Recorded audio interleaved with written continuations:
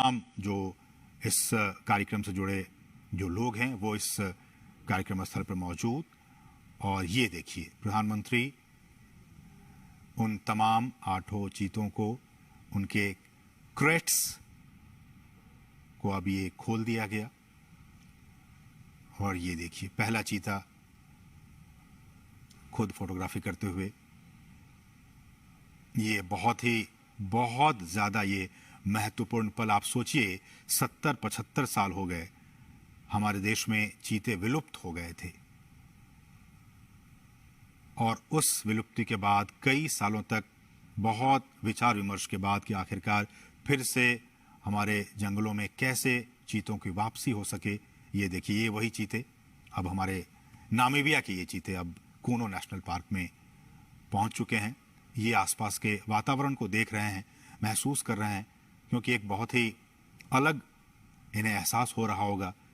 Namibia के जंगलों से अब ये सीधे भारत के जंगलों में कूनो नेशनल पार्क में अब ये पहुंच चुके हैं। प्रधानमंत्री इस बहुत ही महत्वपूर्ण क्षण का लुत्फ उठाते हुए और उन तस्वीरों को अपने कैमरे में कैद करते हुए, साथ में आपने देखा मध्य प्रदेश के मुख्यमंत्री शिवराज सिंह चौहान भी मौजूद थे।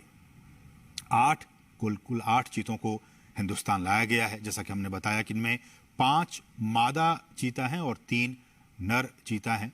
इन 8 चीतों को आपने देखा, प्रधानमंत्री ने विशेष जो क्रेट्स थे उन क्रेट्स को खोल दिया गया, और फिर वो सभी 8 चीते अब मुक्त हो चुके हैं। लेकिन ये अभी जंगलों में नहीं जाएंगे। ये एक बहुत ही खास एरिया बनाया गया है। उन्हीं खास एरिया में अभी ये 1 महीने तक रहेंगे, और उसके बाद फिर इनकी लगातार मॉनिटरिंग की जा रही है।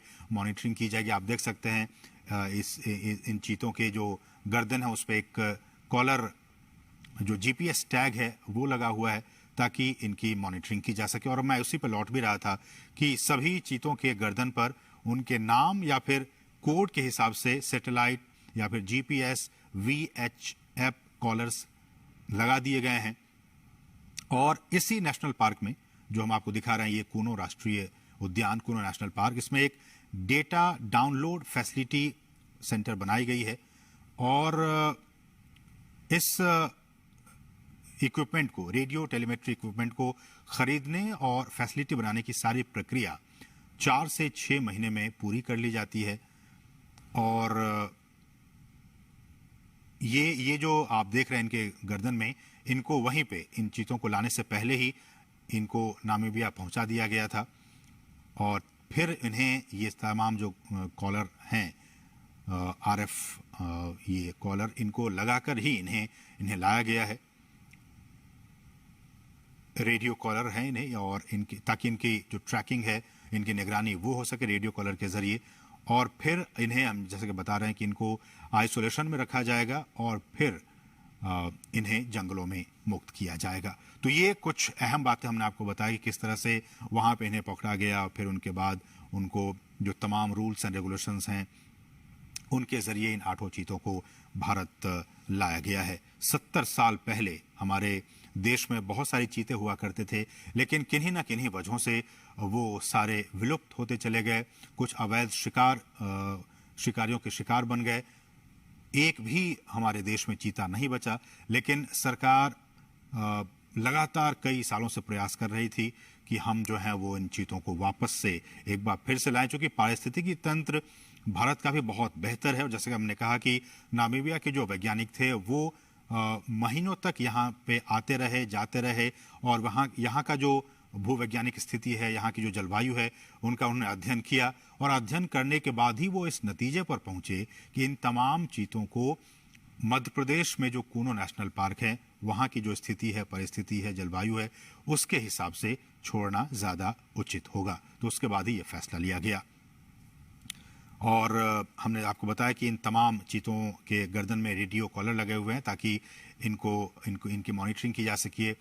और विशेष हमने बताया कि आपको चिनूक हेलीकॉप्टर के जरिए इनको यहाँ पे लाया गया। और प्रधानमंत्री मोदी, आप देख सकते हैं, इनको विशेष जो क्रेट्स थे उनको खोलकर, और प्रधानमंत्री ने इनको खुद वहाँ मुक्त किया। वो वहाँ पे अब विचरण कर रहे हैं। जो चीता प्रोजेक्ट है, अगर मैं इसकी बात करूं, ये भी बहुत महत्वपूर्ण है आपके लिए जानना कि किस तरह से भारत में चीतों को एक बार फिर से बसाने की यहाँ पे कार्य योजना बनाई गई। और इस योजना के तहत 5 साल में देश के कई नेशनल पार्क में ऐसी उम्मीद की जा रही है, जो हमारे वैज्ञानिक हैं, जीव वैज्ञानिक हैं, उनकी तरफ से ये कहा जा रहा है कि अगर ये ट्रांसलोकेशन और यहाँ पे ये सारी चीजें सही अनुमान के मुताबिक, प्लानिंग के हिसाब से सब कुछ ठीक रहा, तो आने वाले 5 से 10 साल में इनके जरिए और भी जो बच्चे होंगे उनको ऐसे उम्मीद की जा रही है कि 40 से 50 चीते पैदा होंगे और फिर उनको देश के अलग अलग नेशनल पार्क में फिर उन्हें बसाया जाएगा। बहुत ही महत्वपूर्ण। अभी तो सिर्फ ये 8 चीते कूनो नेशनल पार्क में आए हैं, लेकिन इनके बाद इनकी जब आबादी बढ़ेगी, ऐसी उम्मीद की जा रही है कि 40 से 50 के तादाद में इनकी आबादी होगी आने वाले 5 सालों में।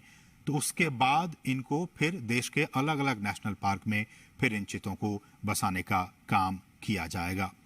और इस कार्य योजना के जरिए, जैसा कि हम कह रहे हैं कि भारत एक बार फिर दुनिया के सबसे तेज रफ्तार वाले जानवर चीता का घर अब बनने जा रहा है।